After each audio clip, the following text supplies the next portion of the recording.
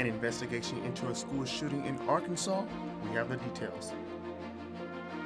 Having trouble getting a good night's sleep? You're not the only one. We have the story.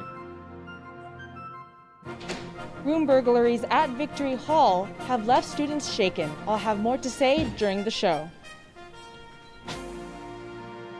Broadcasting live from the University of North Texas, this is ntTV Nightly News. On ntTV Nightly News, I'm Victor Villagran. And I'm Donald Britton. As if a pandemic and then an historic snow and ice storm weren't enough, now some UNT students have become the victims of robbers. Tonight, an investigation by UNT police is underway. ntTV's Christine Guevara is outside Victory Hall for us with the latest information. Christine? That's right, Donald. Yesterday, 2 residents at Victory Hall reported room burglaries while they were away. As of right now, the method of entry is unknown. Officer David Causey explains how these thefts might have occurred. Most likely it was through an unlocked door, whether it be the resident or maybe like a suite mate, and they're able to access through that way and come to like the bathrooms or something that way. But most likely, due to there not being a forced entry, it's going to be through an unlocked door.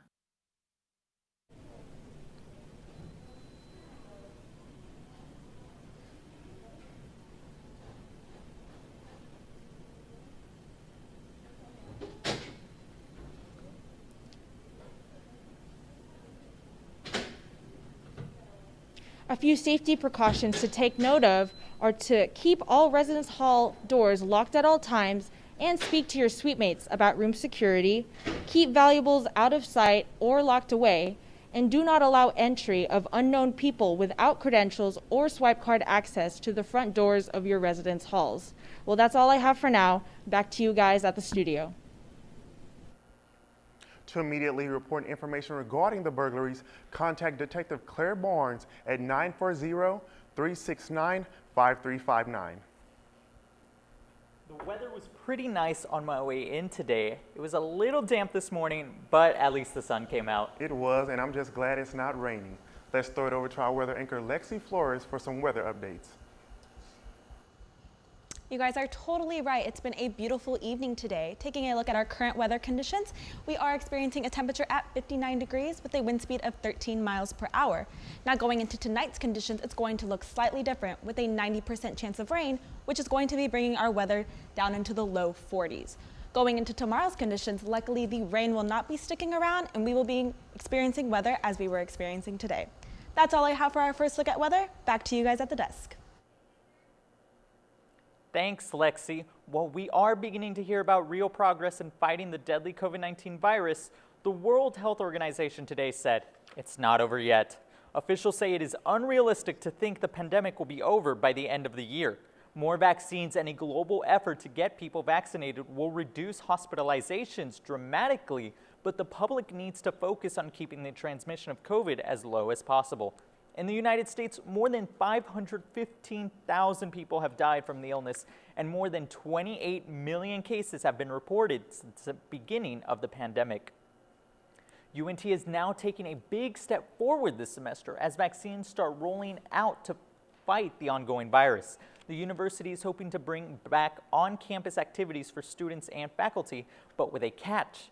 ntTV's David Moreno has more. David? Thank you, Donald. Starting next Monday, March 8th, the university will be requiring that all on-campus residents receive weekly COVID-19 tests to keep everyone safe as those in-person events start rolling out. Now, these COVID-19 tests will be available for no extra charge in testing locations on campus, such as this one here in the Union, as well as the Health and Wellness Center and the UNT Garage.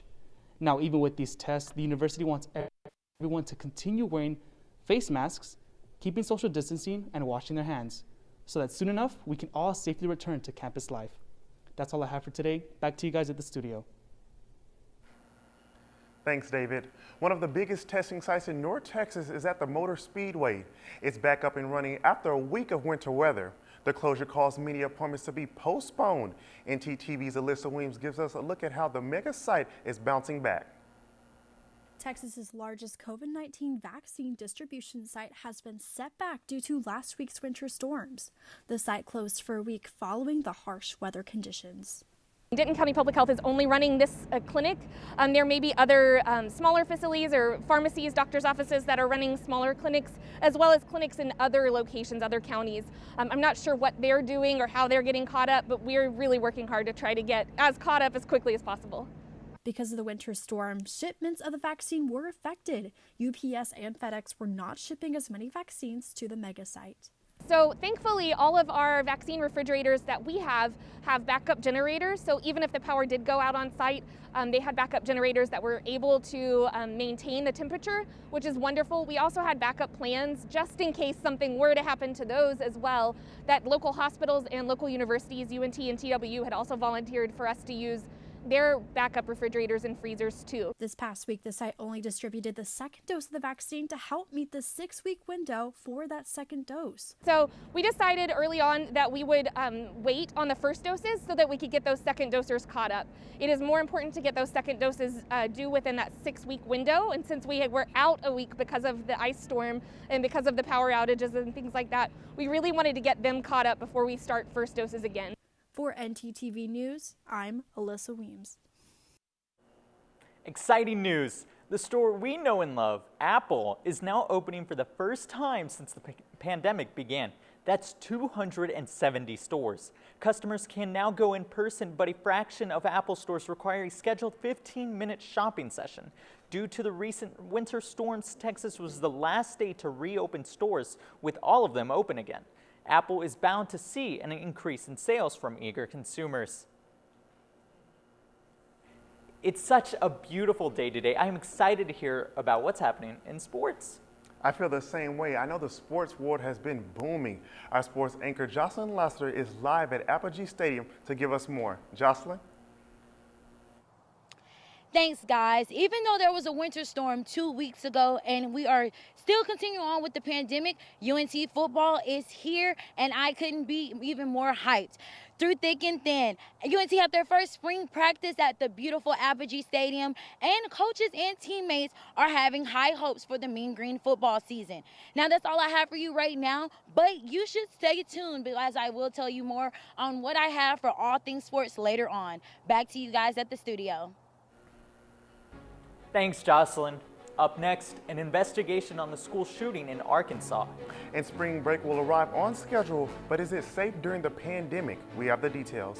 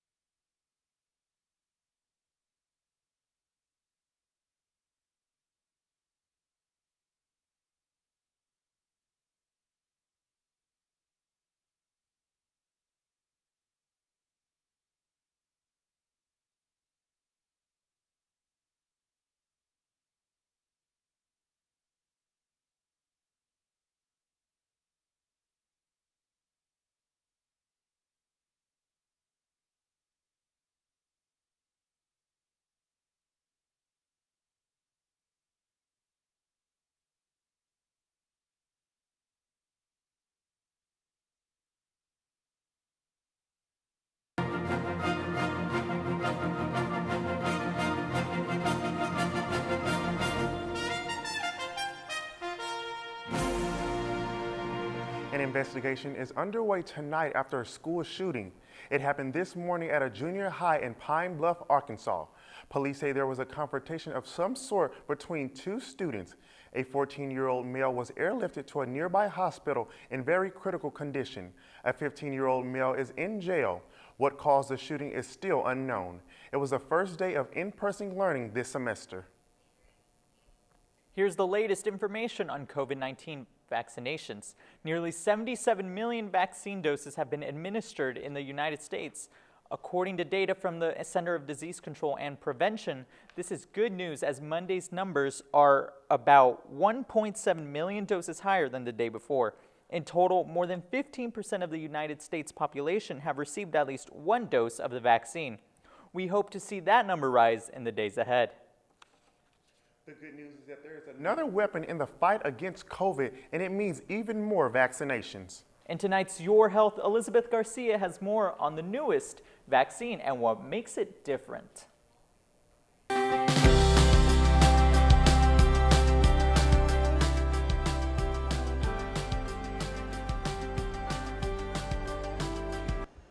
That is right. There is a third coronavirus vaccine now on the market. Johnson & Johnson's vaccine is being distributed now in the U.S. for emergency use. What is unique about this vaccine is that it is one-dose shot. According to experts, Johnson & Johnson is a game changer because it is so easy to administer. The vaccination is not required to be stored frozen. Therefore, it makes it easier to be stored in community pharmacies and doctor offices. 6,000 doses of this vaccine is expected to arrive in Dallas sometime this week. Back to you at the desk. Thanks, Elizabeth. In addition of a third COVID vaccine is great news, but as more of us are looking for those shots, scammers are trying to take advantage of people. Mandy Gaither says the federal government is warning you to be careful.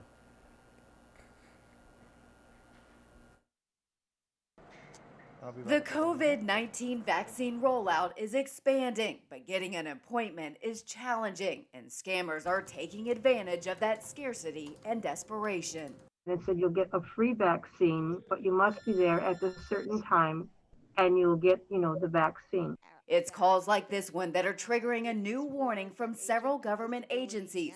Watch out for texts or robocalls asking you to pay money up front to get on a vaccine list. And don't click on links in any texts or emails about fake opportunities to get the shot. Older adults are being prioritized for vaccinations. And while they are not necessarily the group that is most likely to be scammed, that honor, if you could say honor, belongs to 18 to 25-year-olds, according to recent studies. But older adults do tend to lose more money when they are scammed. A big concern is con artists demanding financial and personal information. Federal regulators warn more consumers will soon hear from crooks calling about vaccines while impersonating an insurance company or health department, so turn them away. The best advice regarding vaccines is to visit the website or call your local and state health department to find out the process for your state. Experts remind you your credit card information, bank account number, or social security number are not required in order to get a vaccine appointment. Everyone will get a shot for free from an approved provider. Because the vaccine is so new and a lot of people are thinking about it and wanting it. Some folks are even desperate to get this. We know that activities related to scams are happening. For Consumer Watch, I'm Mandy Gaither reporting. And while people are searching for their COVID shots, health officials are worried that schools which are keeping their spring break holiday will spark a new uptick in COVID cases. Nicole Ensalada is in Fort Lauderdale with the story. Back in the old days, Fort Lauderdale Beach was known as the place where the boys are. On this particular Saturday, it looks like everyone else is here too. Just enjoying the weather, getting away from the cold. Spring break crowds usually bring stress on cities like Fort Lauderdale and Miami Beach, but this year add COVID to the mix. We understand there's a lot of angst to get out and enjoy our beautiful weather and our beautiful beach, but we're just asking for cooperation from our college students that do decide to come to Fort Lauderdale. No alcohol allowed on the beach, no Uber and Lyft drop-offs along A1A, which is packed on this sunny Saturday, and signs reminding beachgoers to keep up their social distancing. Fort Lauderdale police staying visible. Today we are very busy all day long. Fabio Vaccarella owns the open-air Casa de la Mare Ristorante, trying to keep up with the crowds and enforcing the rules. The reaction is 80% fine, and some people they don't really believe to wear face mask and no respect sometimes. We try to do our best to make everybody happy. Mask wearing on both Fort Lauderdale Beach and Miami Beach, at times sporadic. Hotels, yes. Any restaurants or anything make you put it on? Restaurants, yes. Okay. But it's pretty much like bars and breweries don't seem to care. But I feel like they should implement it more. I think we're expecting a larger than even typical spring break. In Miami Beach, too, city leaders also hoping to keep things as calm as possible, with the beach open 7 to 7 and sidewalk cafes shut down at midnight, and an increased police presence here as well. Officials in Broward and Miami-Dade urging all spring breakers to party responsibly or even risk arrest. I already had COVID, so I'm not worried about catching it. COVID, I think I've had it. I think. Yep, still living. Well, that's one thing we don't have to worry about. UNT cancels spring break. At least that means we get our summer break a little earlier. I love the idea of summer weather. Right. Let's head over to Lexi Flores to find out if we can expect any summertime weather this week. Lexi?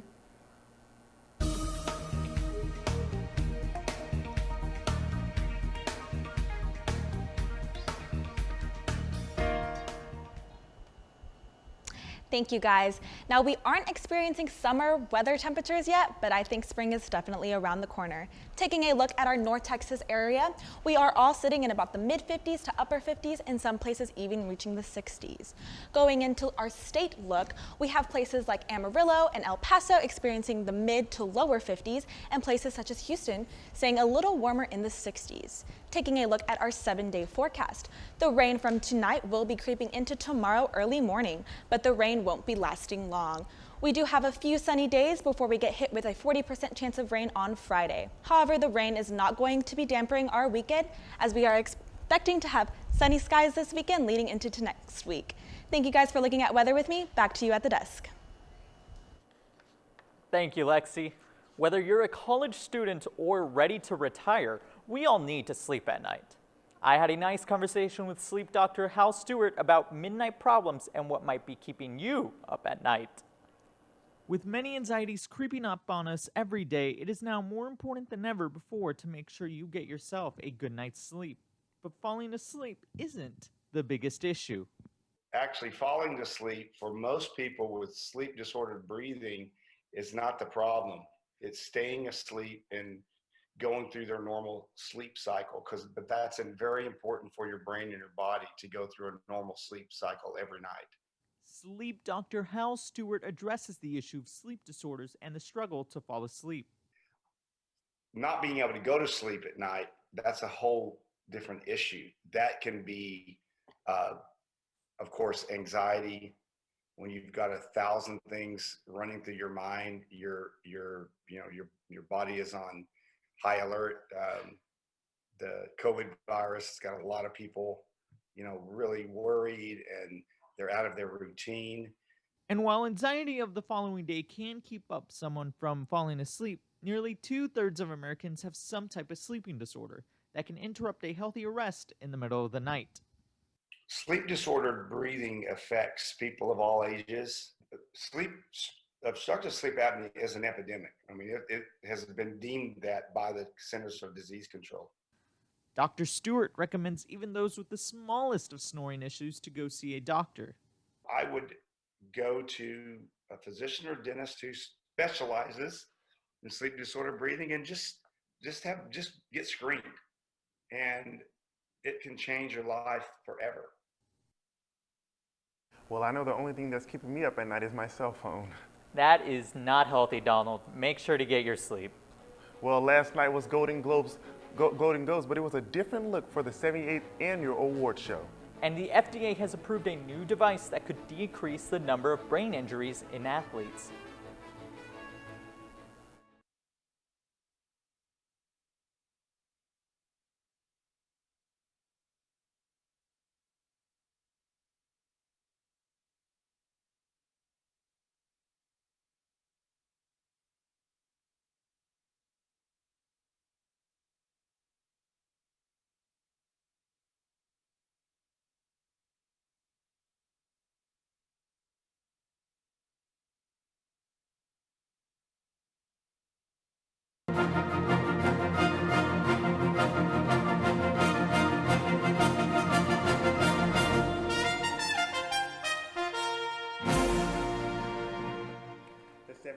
Golden Globe Awards occurred Sunday night, and there were a lot of memorable events at the socially distanced ceremony. CNN's David Daniel has more. Even with stupid things, inclusivity is important, and there are no black members of the Hollywood Foreign Press. Hosts Tina Fey in New York and Amy Poehler in Los Angeles began the 78th Golden Globe Awards chiding the HFPA, which promised a more inclusive future. Then gave the night's first two awards to black actors, Daniel Kaluuya for Judas and the Black Messiah and John Boyega for Small Axe. Oh my God, are you kidding me? I think you made a mistake. No mistake, Jodie Foster won her first competitive Golden Globe in nearly 30 years, Best Motion Picture Supporting Actress for The Mauritanian. Thank you, CBC, for making the show in Canada. Thank you, a Pop Network, for... Seriously. Catherine O'Hara's husband, Bo Welch, played her off as she accepted Best Actress in a TV musical or comedy for Schitt's Creek, which also won Best TV Series Musical or Comedy. Also winning a pair of big awards, Nomadland, Best Motion Picture Drama and Best Director for Chloe Zhao, just the second woman to win that award. Borat subsequent movie film, Best Motion Picture, Musical or Comedy, and Best Actor for Sacha Baron Cohen, and The Queen's Gambit, Best TV Movie or Limited Series, and Best Actress in that category for Anya Taylor-Joy. What? Thank you so much.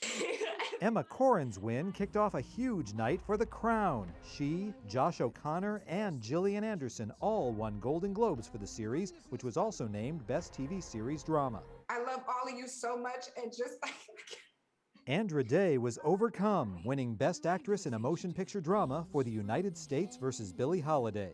And possibly the night's most emotional moment came when Chadwick Boseman's widow accepted his award for Best Actor in a Motion Picture Drama for Ma Rainey's Black Bottom. he would thank God.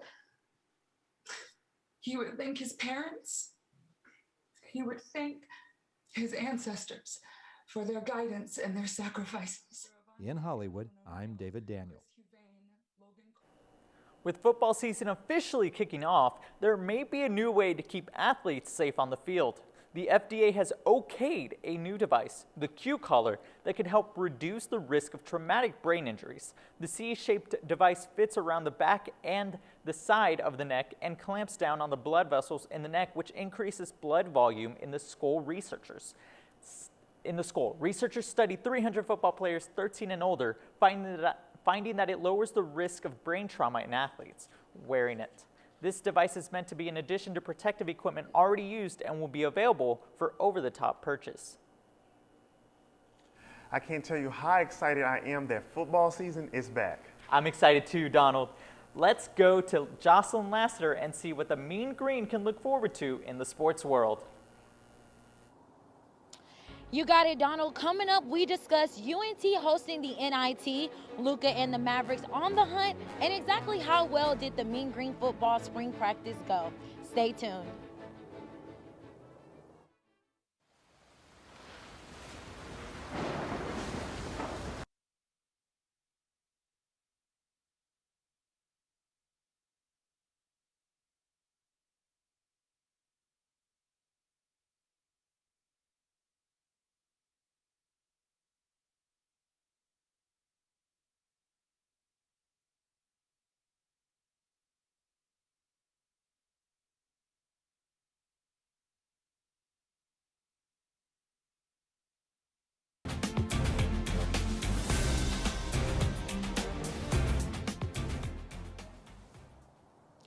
Here behind me is Apogee Stadium, where the Mean Green had their first football spring practice.